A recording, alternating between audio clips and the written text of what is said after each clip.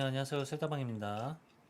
레슨 7번째 오늘의 키워드는 신부 전량. 네, 뎁스 도즈 맞나요? 네, 뎁스 도즈. 여기서 도즈란 것은 흡수 전량. 네. 어떤 특정 깊이에 대한 흡수 전량, 즉 신부 전량이라고 얘기를 합니다. 근데 제 얼굴에만 이렇게 자꾸 낙서하시는 것 같아요. 네, 패스하겠습니다. 네, 자, 그림 보시면은 일단 리니어 에스컬레이터 정면을 보고 계시는데 네, 일단 이렇게 겐트리 쪽이 있고 여기 뭔가 있어요. 네. 이게 뭐 이걸 모른다 그러면은 꼭 아셔야 된다. 네, 자, 이 그림만 봐서는 뭔지 모르겠는데 어쨌든 문제를 한번 봅시다. 그림의 장치 측정하는 항목으로 가장 옳은 것은, 자, 이걸 가지고 뭔가를 측정하는데 이거 뭘 측정하냐 네. 라는 질문을 하고 있는데, 우선 이 그림만 봐서는 선형가속기를 이용해서 측정을 한다. 뭐 여기 이렇게 테이블 위는 아닌 것 같은데 뭐 이렇게 네모난 게 있죠. 자, 이게 뭐죠? 이게 물 팬텀이에요. 우리가 이제 가장 그 인체 그 원자 번호와 동일한 물을 이용해서 흡수 설량을 측정할 때 사용하는 도구입니다. 자, 물 팬텀인데 즉 사각형 형태로 되어 있고 이게 상당히 큽니다. 대형 물 팬텀에 속해져 있고, 교과서 보시면 아시겠지만 이 커버하는 거는 50 곱하기 50 곱하기 50 정도, 그 이상일 수도 있어요. 그래서 그 정도로 커버되는 물 팬텀, 즉 물을 가지고 물을 채워 가지고 산량을 측정한다 라고 이제 기억해 주시면 좋을 것 같고요. 답가지를 보면은, 그래서 이걸 가지고 뭘 측정을 하냐 보면은 설량. 첫 번째 종양 설량. 이 종양이 아니잖아요. 그렇죠.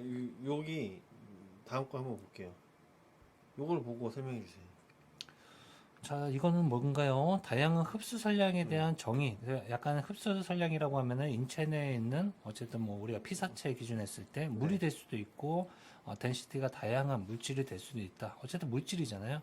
그 물질 내에 흡수된 설량, 방사 설량을 우리는 흡수 설량과 거기에 깊이에 따른 신부 설량을 얘기하는데, 네, 교과서에서 그대로 나온 걸 지금 나타내는 거예요. 그래서 여기 흡수 설량의 다양한 명칭을 사용하고 있는데요. 네, 지금 일단은 뭐 원론적으로 얘기하면은 인체 내 팬텀 내 일정 깊이에서 측정한 1차선과 2차선의 합설량을 얘기하는 거라고 네. 보실 수 있고, 실제로 이제 구분해 주면은 여기 보시면은 종양설량, 조직설량, 장기설량, 작용설량, 처방설량, 규격화설량이 있어요. 네. 근데 보시면 첫 번째 같은 경우는 이거는 어쨌든 종양, 타겟에 들어가는 흡수설량을 얘기하는 거고, 네. 두 번째 같은 경우는 인접되어 있는 크리티컬 오르간 혹은 기타 등등 장기 설량, 기타 근처에 있는 설량을 얘기해 주는 거기 때문에 인체와 관련돼 있는 거에 대한 흡수 설량 얘기해 주는 거고, 그리고 세 번째 같은 경우는 작용 설량이라고 돼 있는데, 네. 액티브 도수, 사실 임상에서는 이거 잘 사용을 하지 않고, 저도 거의 뭐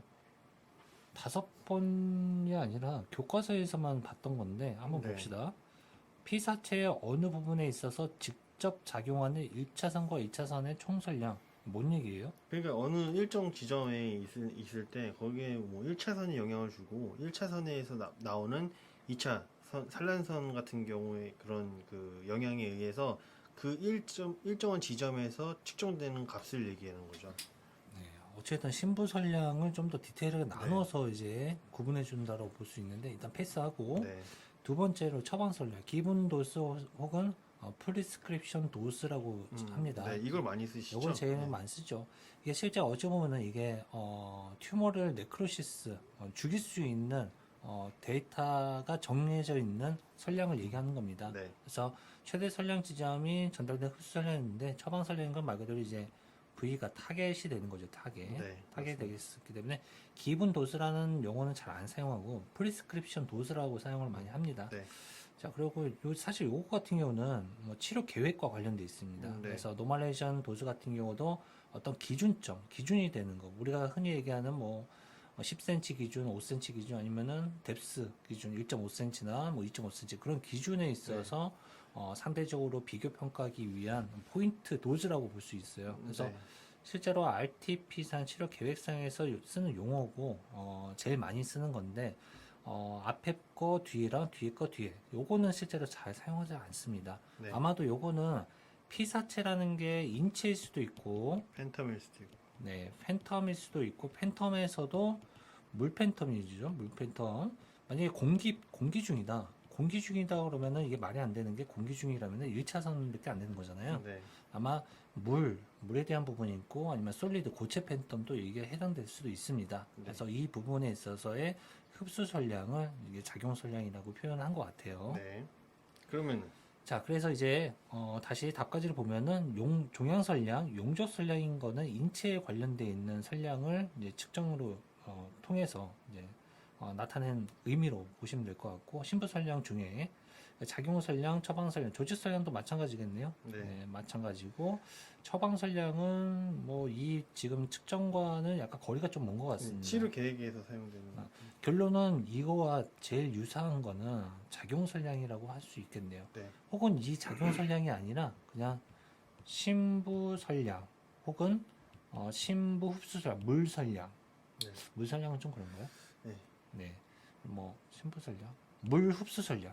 사실 물 흡수 선량이 조금 좀 되긴 하는데 어쨌든 그런 이제 피사체 인체가 아니라 이 팬텀 지금 워러 물로 돼 있는데 물을 통해서 선량을 측정하는 그 용어로 사용되는 게 있으면 좋은데 지금 여러 개로 봤을 때는 이게 액티브 도스가 조금 제일 가깝다라고 네. 이해를 하시면 좋을 것 같아요. 네. 그래서 여기서 측정하는 방식은 여기에 지금 그 전리함을 하나 갖다 놔요. 예를 들면은 그 가장 많이 쓰는 도구가 있잖아요. 그 도구가 뭐죠? 가장 많이 쓰는 거? 파머형 펜 전리함을 여기다 하나 갖다 놔요. 이렇게 갖다 놓으면은 여기서 빔을 딱 쏘면은 여기서 1차선이 여기에 도달할 거고 여기에서 산란선이 도달하겠죠. 그럼 결국엔 여기서 이 지점에서 1차선과 2차선의 합을 작용선량이라고 표현하는 거예요. 네. 이해되시죠? 네, 그렇게 문제를 풀면 되겠습니다.